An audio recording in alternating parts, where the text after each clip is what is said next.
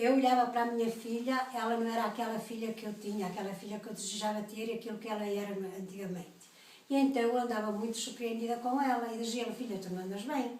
E ela dizia, mãe, eu não descanso da noite, eu não tenho sossego, eu não tenho um sono perfeito, eu irrito-me por qualquer coisa, estou a trabalhar ao banho do bem, chego a casa, descarrego os meus filhos, eu me sinto bem. Eu bem lhe dava os bons conselhos, bem queria pô-la forte, mas não conseguia de maneira nenhuma. A minha filha estava sempre triste, sempre aborrecida, sempre chateada, nunca tinha aquela cara de carinho como ela era e assim. Eu então disse-lhe, filha, temos que procurar para tu melhorares. E ela dizia, mãe, eu não sei o que se passa comigo. Então tivemos uma luz que nos iluminou, que nos disse que havia um médico, o Sr. Fulano Tal, que eu não sei dizer o nome.